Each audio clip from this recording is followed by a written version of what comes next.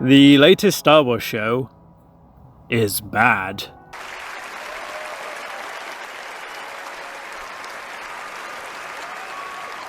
Or it probably is, I don't know. Everyone online has been dunking on the latest show. Something I agree with, because it looks and feels absolutely nothing like the Star Wars I fell in love with when I was a kid. Season 3 of The Mandalorian has become a parody of itself. Wait, what? Wrong show? Oh, okay, yeah. The Book of Boba Fett has the worst chase sequence of all time. Not that show either? Okay, Star Wars The Last Jedi is the most embarrassing thing since my son.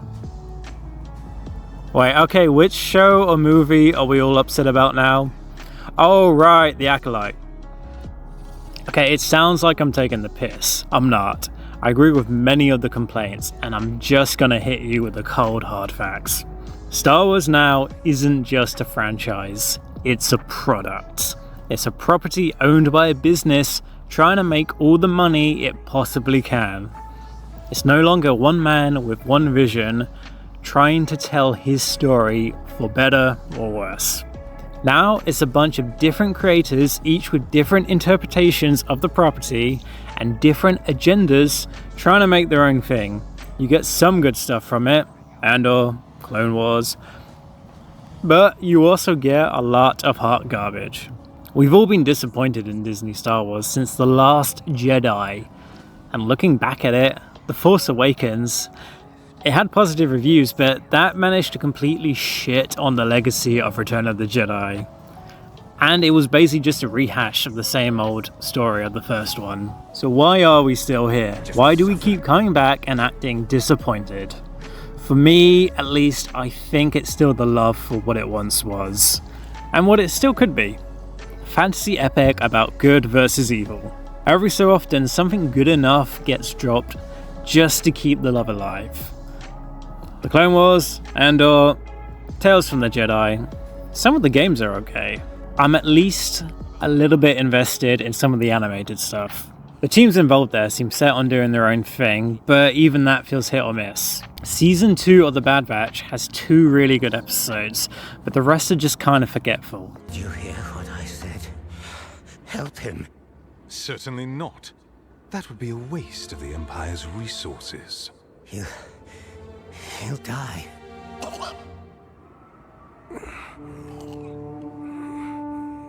I might get around to season 3 at some point, but I'm kind of busy working my way through another animated show.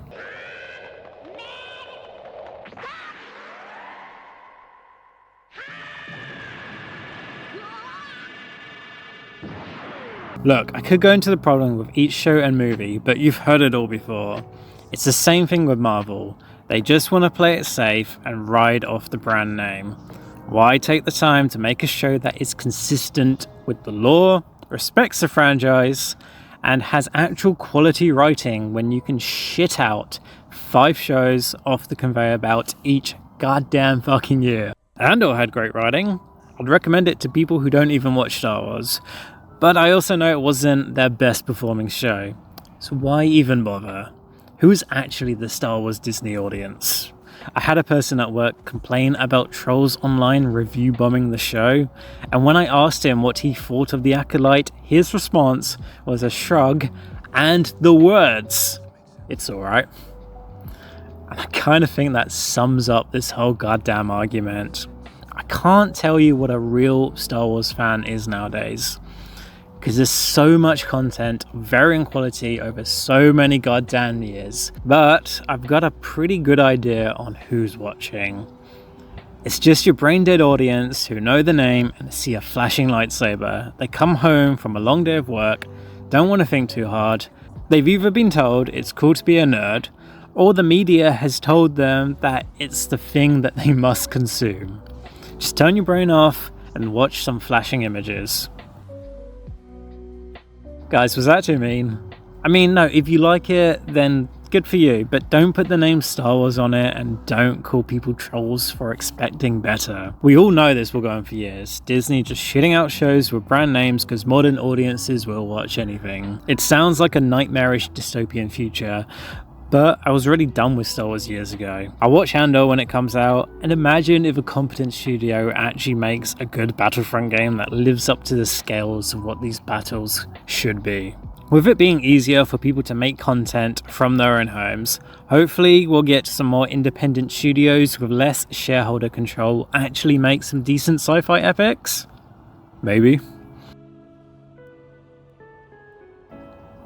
Hey, you're still watching. Wow, that's crazy. Can I share something with you? I put Acolyte in the title of this vid. I haven't even watched it. I'm not gonna watch it. I'm not sorry. I think when you clicked on this video, you kind of already knew that the show wasn't worth it.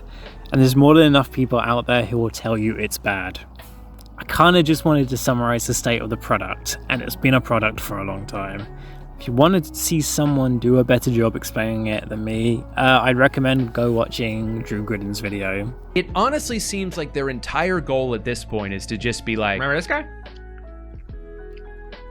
Remember this guy? And if this is all they're gonna do with the brand, what is even the point? If every new show is only going to exist as a way to remind us of something we've already seen, how much more Star Wars do we need?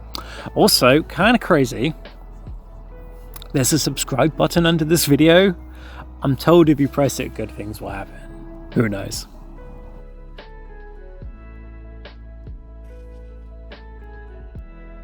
Balls.